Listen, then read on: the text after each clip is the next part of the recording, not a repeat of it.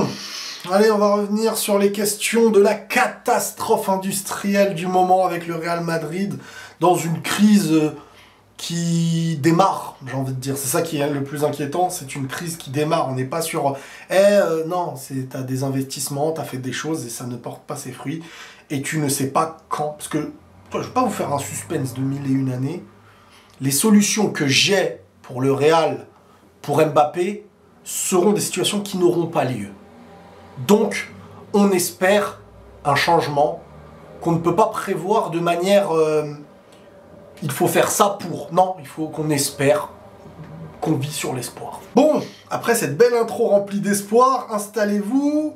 On va répondre aux questions de l'actualité football, qui je pense vont tourner beaucoup autour du Real et bien entendu d'Mbappé. On a un individu qui se lance sur YouTube, je crois qu'il s'appelle l'immigré parisien, qui me dit, si tu pouvais revenir à avant l'arrivée de... Non, je rigole hein, quand je dis ça, parce qu'en vrai, il y a déjà, ils vont croire que je suis sérieux, je suis autant.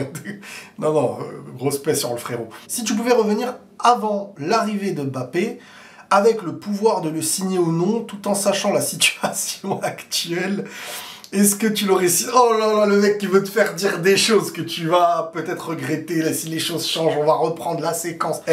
Bon déjà, c'est très vicieux de poser ce genre de questions. Parce que dans un moment de crise, c'est comme si t'étais pas bien en couple et un gars il venait « Est-ce que tu regrettes pas de t'être marié avec... » C'est très vicieux ce qu'il fait. Mais bon, vu qu'il se lance sur YouTube, on lui souhaite bon courage. C'est très compliqué parce que, bien entendu, que le moment présent est catastrophique. Donc là, si je te répondrais au présent, je te dirais, bah non, moi je veux le Real de l'année dernière, l'entente Vini, Bellingham, Rodrigo, tout est cohérent, chacun a son poste, chacun sait ce qu'il doit faire, Bellingham est épanoui, Vini est épanoui, Rodrigo, il est pas dans son meilleur élément, mais il est avec des joueurs, et il est titulaire indiscutable, etc. Tout est cohérent, il n'y a pas de conflit, le groupe vit bien, donc oui, l'année dernière, là, si tout de suite, avec la situation actuelle, tu me fais revenir à ce moment-là, bah, je dis non, ne signe pas Mbappé, clairement. C'est logique, et penser autrement, c'est incohérent. Maintenant, l'année prochaine, imaginons t'as Mbappé, il est de retour. Ce serait pas la première fois qu'un joueur rate une première saison, même si avec ce statut, ce niveau qu'il avait et tout, la régression, est-ce qu'elle peut remonter, j'en sais rien. Mais c'est clair qu'aujourd'hui, c'est compliqué. Si je me base que sur maintenant, non, je le signe pas. Bah, je pense que tout le monde, ce serait pas... ça aurait été la même chose avec tous les autres joueurs. Mais si c'est pour prendre cette phrase l'année prochaine et me dire « Bah alors, Riles, tu disais que... Oui, mais moi, je me base sur le présent. L'année prochaine, s'il est au niveau, on sera à 100% heureux. » Donc pour l'instant, il est au club, il a signé et on ne peut pas revenir dans le passé. Pourquoi les gens parlent toujours de soucis psychologiques avec Mbappé alors que c'est son déclin physique qui a engendré sa dépression et non l'inverse? Bah, si j'ai les preuves que c'est le déclin physique qui a engendré sa dépression et rien d'autre, avec tout ce qui s'est passé au PSG, vie privée, j'en sais rien, peut-être que le physique est la suite aussi de... On peut pas savoir. On peut pas savoir, à moins qu'il y ait des preuves et que la personne qui me pose la question le sache. Quand Laporta avait dit Mbappé déstabiliserait l'équipe madrilène, tu lui avais dédié une vidéo entière pour le traiter de politicien. Alors, j'ai pas l'impression d'avoir fait une vidéo entière, je pense que c'était une vidéo question-réponse.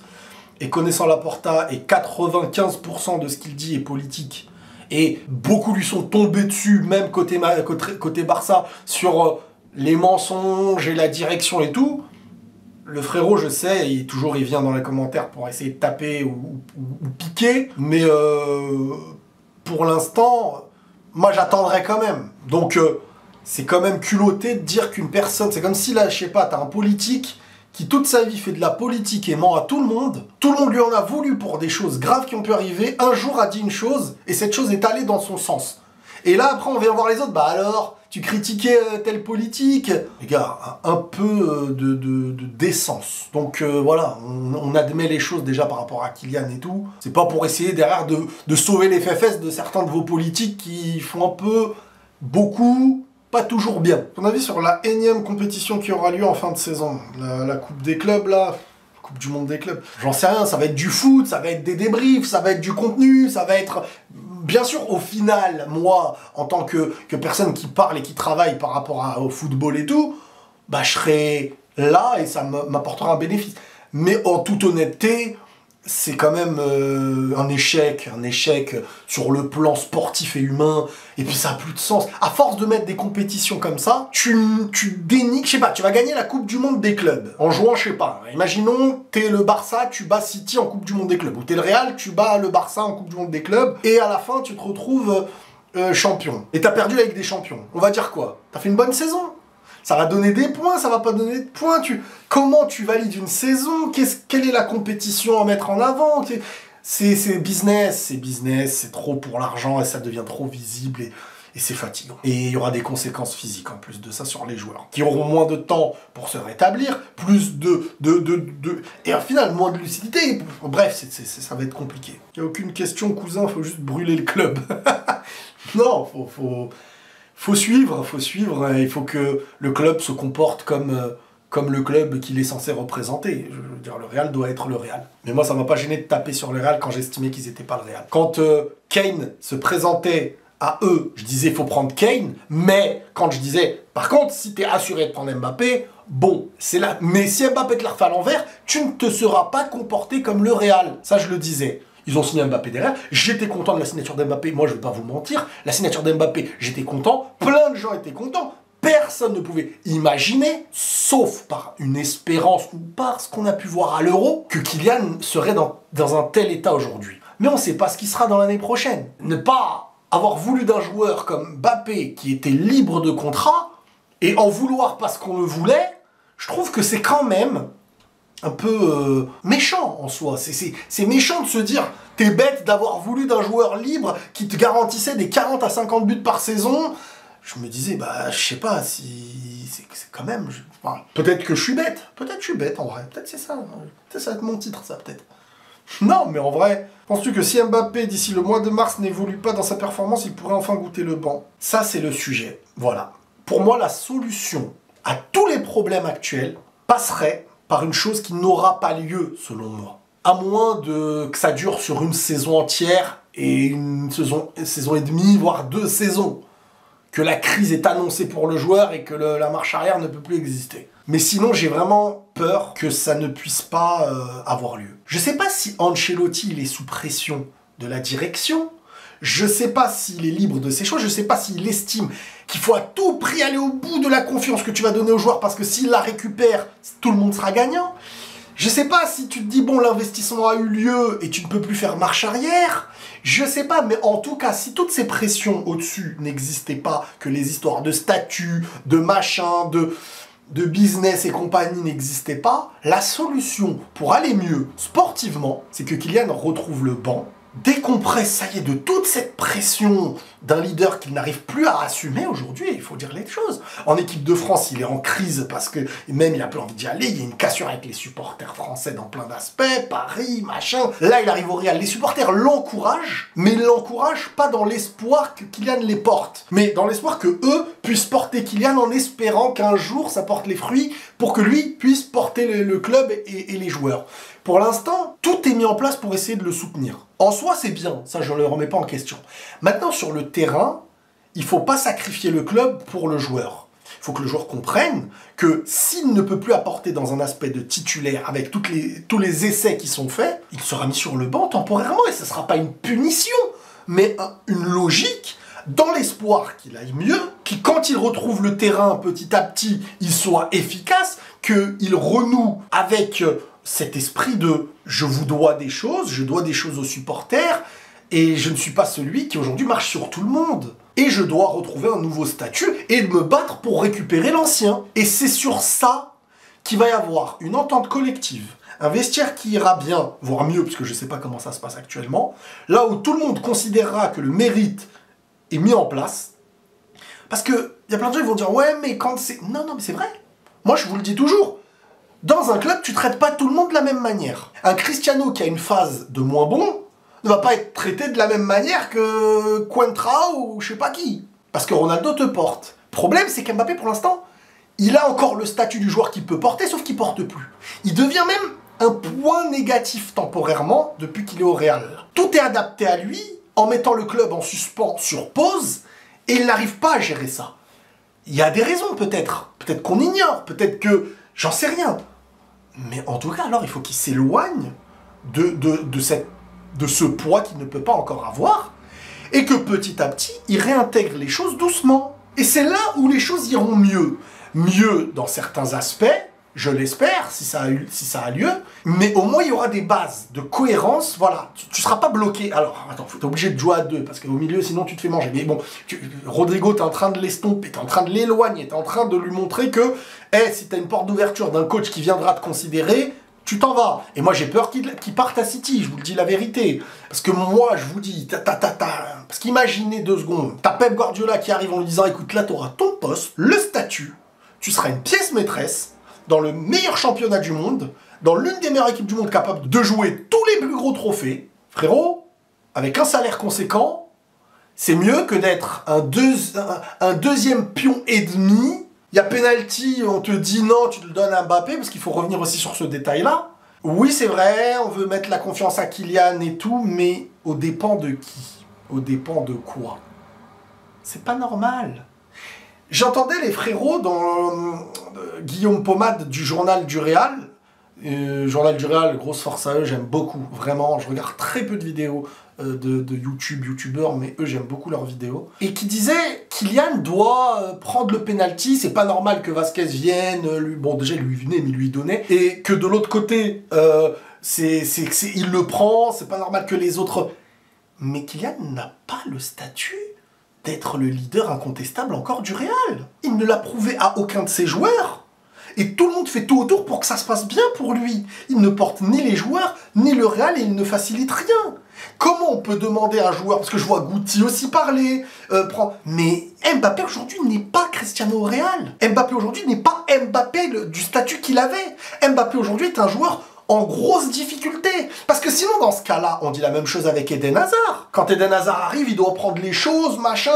Benzema, à l'époque, moi en tout cas, pendant longtemps, Eden Hazard, dans la carrière qu'il avait, était un joueur, pour moi, plus déstabilisant, qui portait plus une équipe que Benzema. Pendant longtemps, Benzema n'était pas ce joueur qu'on a connu sur la fin.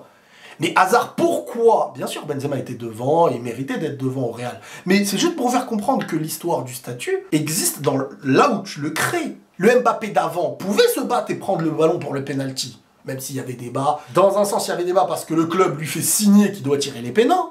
De l'autre sens, c'est pas logique parce que Neymar, c'est le meilleur tireur du monde à ce moment-là. Donc, mais bon, ça c'est entre Paris, le joueur, le bazar qui a été créé. Mais au Real, Mbappé ne doit pas venir prendre le ballon et il a raison. Kylian, sur le coup, il avait raison. Sur le coup, il est assez timide, il prend le ballon, on lui passe le ballon, il le propose à Rodrigo, le but d'avant, c'était Bellingham qui l'a pris, il peut pas arriver. Sinon, ça veut dire quoi? Qu'est-ce que t'envoies comme message?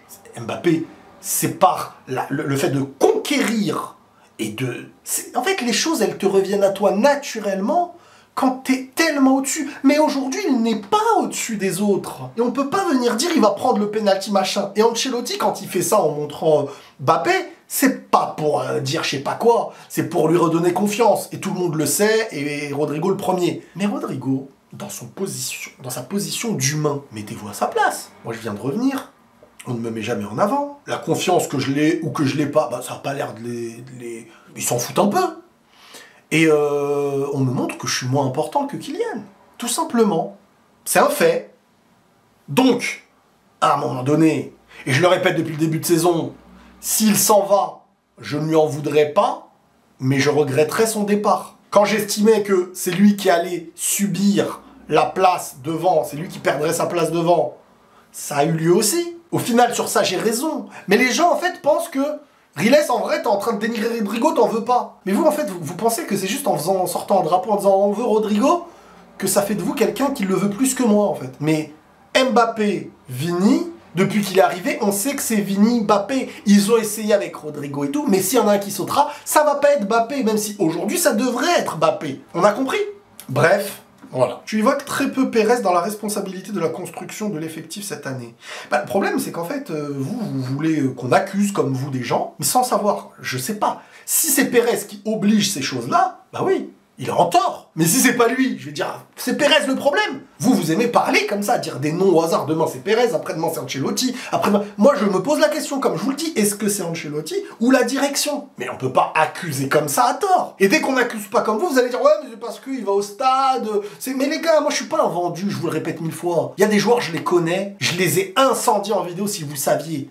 Je ne me vends pas. La vérité, je ne la vends à personne. Et si demain les gens ne veulent plus me parler ou ne plus m'inviter, je le dis tout de suite en vidéo, ne m'invitez plus et ne me parlez plus. Parce que la vérité, elle primera sur tout, et que ce soit ma famille ou n'importe qui, c'est comme ça. Je pense que les gens me connaissent aujourd'hui, je me suis pas vendu sur les réseaux. Peut-être que vous auriez accepté d'être des vendus, et que c'est cette vision de vendu que certains ont, qu'ils arrivent à me la transmettre dans l'idée que, ah lui en fait il parle pas de ça parce que, les gars, j'ai craché sur des sommes de paris sportifs que vous pouvez pas imaginer. J'ai charbonné des vidéos dans des moments où quand j'étais aux États-Unis, il fallait payer des loyers de malades en refusant des sommes pour essayer de faire les choses bien. Et je ne demande pas un seul bravo.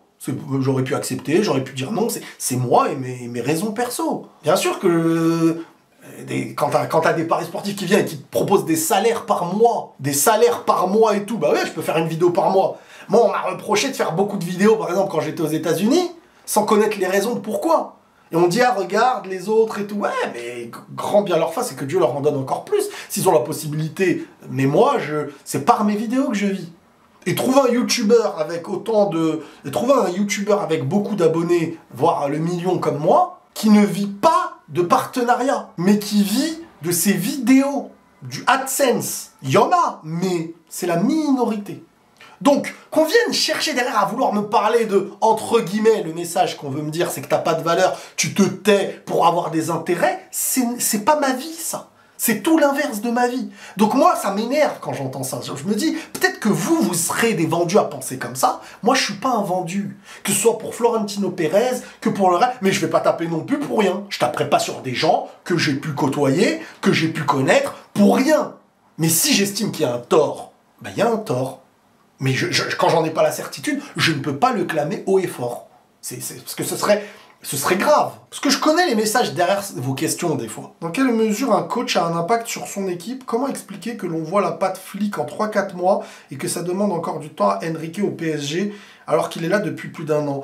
Bah, il y a la patte... ouais, c'est vrai ce que tu dis. Bah, Enrique, on a quand même senti quelque chose dans l'implication collective, je trouve. Il y a une patte qui se met en place. Après, c'est pas les mêmes joueurs. Je suis désolé, c'est pas les mêmes joueurs, c'est pas la même institution, c'est pas le même sérieux qui est pris pour certains. Un Dembélé au PSG, pour moi, dans son esprit, il se considère au-dessus. Un Dembélé au Barça, il a à apprendre tous les jours. Et c'est ça le problème au PSG aujourd'hui, c'est que beaucoup de choses sont mises en place, mais beaucoup de joueurs dans les... Je parle pas de Vitinha, je parle pas de... Mais il y a une cassure. Tu verras pas un top 3 mondial au PSG donner sa vie pour le club. Moi, pour moi, c'est à moins que quelqu'un ait grandi dans ce club avec l'amour de ce club et qui donne sa vie pour le club et l'amour de ce club. C'est ça, déjà, un gros problème. Ensuite, le coach, bah oui... Mais est-ce que si Luis Enrique était au Barça, il n'y aurait pas eu une patte Luis Enrique qui aurait mieux fonctionné? Ça, après, on peut pas savoir. Quel joueur pour pallier à l'absence de Kroos qui manque énormément? Et ne trouves-tu pas qu'Ancelotti est trop attentiste, trop minimaliste? Moi, j'ai l'impression qu'Ancelotti, il est sur la fin. Ça me rappelle juste avant qu'il le prolonge, quand on pensait tous qu'il allait partir et qu'ils l'ont prolongé. Boum, après, ça a changé. J'ai l'impression que il se donne, il fait ce qu'on lui demande peut-être, et derrière, il subit. J'ai plus l'impression qu'il se considère comme maître de la situation. J'ai l'impression que les individualités ne bossent pas ensemble et qu'il n'y a qu'une défense qui est travaillée pour ne pas encaisser. Et devant, débrouillez-vous, vous avez le talent. Maintenant, remplacer Kroos, on ne remplace pas un joueur par un joueur. Cristiano, il est parti, t'as pas remplacé Ronaldo par un joueur.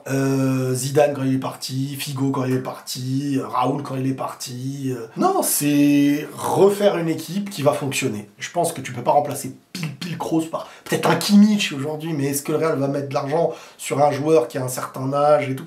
Je pense qu'il faut reconstruire autour de nouveaux leaders, etc. Mais important d'avoir des nouveaux leaders, hein, parce que ça manque. Hein. Le Real, ça fait bien longtemps qu'ils ont plus de leader. Et ça, c'est quelque chose qui a peut-être un impact qu'on sous-estime. Salut Riles, j'espère que tu vas répondre à ma question. Je voudrais ton avis sur l'arbitrage qui est en total déclin dans les plus grands championnats malgré la VAR. Je trouve ça inadmissible car normalement la VAR c'est 0% d'erreur. Bah non, mais en fait, ouais, c'est ce que je dis. En vrai, il y a autant... Enfin, je vais pas dire autant, j'en sais rien. Mais la VAR produit des erreurs qui sont visibles devant nos yeux.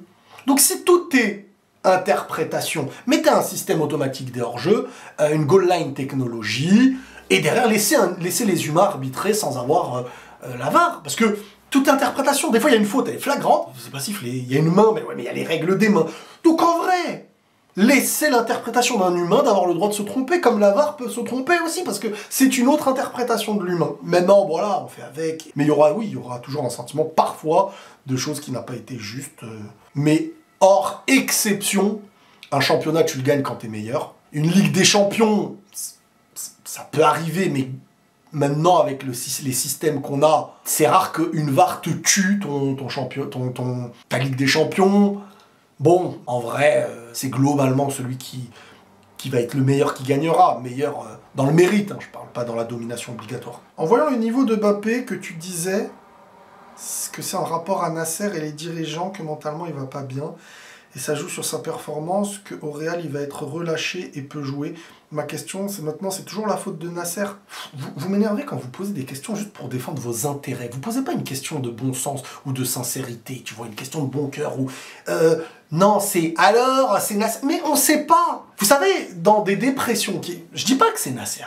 Je dis pas que c'est Nasser. Mais Nasser, purée, qu'est-ce qu'il a fait? Que ce soit pour le PSG, Kylian ou j'en passe. Il a tort dans ça. C'est le premier tort qui existe au PSG. Ça, faut pas le remettre en question en disant alors, ça va pas faire en sorte que si Kylian aujourd'hui n'est pas bon, Nasser n'est pas un coupable dans une histoire. C'est très grave tout ce que Nasser a fait. Les gens, parce que c'est le président de leur club, ils préfèrent se taire. Bon, d'accord, il n'y a pas de problème. Mais donc, ne posez pas de questions qui vont chercher à aller dans votre avantage. Maintenant, et quand je dis Nasser, je parle pas du PSG, je parle de Nasser. Maintenant, concernant Kylian, on sait pas.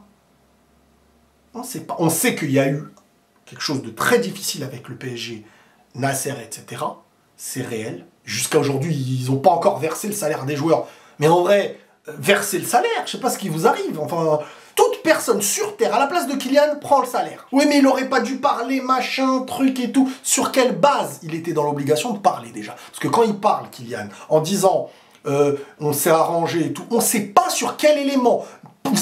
Vous avez aucune preuve de quel élément a été laissé. Des primes, des salaires. Donc Kylian, selon vous, il a dit qu'en gros, on s'est arrangé pour que je ne touche plus mes salaires de mars ou je sais pas quoi jusqu'à la fin. Parce que là, je vais reparler comme l'année dernière. C'est pas parce que je suis dur avec Kylian sportivement que j'ai oublié qu'il a peut-être raison l'année dernière aussi. Et d'autres torts que des supporters auront raison aussi. Mais sur le cas de Nasser Mbappé, les pressions, les trucs, c'est à cause des erreurs de Nasser que toute histoire qu'il y a eu au PSG sur la fin avec Mbappé, etc., ont eu lieu. Hein. Et de la direction. Hein. Le joueur a déjà demandé à partir dans des conditions saines, etc. Ça n'a pas marché. La cassure a eu lieu à ce moment-là. Vous oubliez l'histoire. Vous, c'est comme si demain, quelqu'un t'a traumatisé. Ton papa ou ta maman, elle t'a traumatisé. T'as été tabassé, machin, un truc, depuis l'enfance. Et d'un coup, on te voit au marché, tu te disputes avec la personne, on dit, bah alors... Bah t'as vu l'ingrat qu'il est? Eh bah oui, mais vous regardez les choses au moment où vous voulez mettre pause. La vie, elle est pas comme ça. Donc sur le cas Nasser Mbappé, Nasser est le premier fautif. Sur le cas Nasser Mbappé plus PSG, Mbappé, Nasser sont fautifs. Mais dans l'échange Nasser Mbappé, Nasser est fautif. À l'époque où la Coupe du Monde n'avait pas lieu, les joueurs étaient des pions, forcés à rester, même s'il y avait je sais pas combien d'argent. Et dès que la Coupe du Monde passe, Verratti bye bye, Neymar bye bye, Messi bye bye, Mbappé, allez, faut partir. Ah, faut partir, tu te débrouilles, si tu trouves pas, bah tu joues pas, si machin, et truc, bah alors tu prolonges, t'es obligé. Ah ouais, bah non, la preuve, un joueur que tu as fait rester, qui voulait partir, qui avait la tête ailleurs, tu l'as fait rester sur des choses inhumaines. Peut-être même qu'aujourd'hui, le fait qu'il ne puisse pas toucher autant qu'avant, dans son esprit, il n'arrive même plus à s'ajuster, en se disant, purée, je suis dans un état où je touche, je sais même pas combien, truc.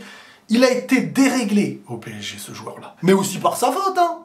Elle t'accepte ces choses-là. Mais c'est pour ça que moi, le supporter du PSG, sauf quand il se ment à lui-même en disant non, il a rien écrit au PSG, il n'est pas dans l'histoire du club et tout. Ça, c'est des mensonges basés sur de la frustration. Mais dans la réalité des faits, ils peuvent lui en vouloir plein de choses. D'où aussi le fait de ne pas avoir été sérieux sur beaucoup d'aspects après sa prolongation. Mais dans le duel Nasser-Mbappé, oula. Donc voilà. Donc maintenant, pour revenir au truc, on ne sait pas quelles sont les réelles causes aujourd'hui du manque de niveau de Kylian, mais la régression, pour moi, a vraiment lieu de manière brutale dès lors quand il annonce en interne, pas encore officiel, en interne, période de janvier, fin janvier ou je sais plus quand, qu'il prolongera pas au PSG. Et début février, là, C'est la période où il a commencé à être sur le banc.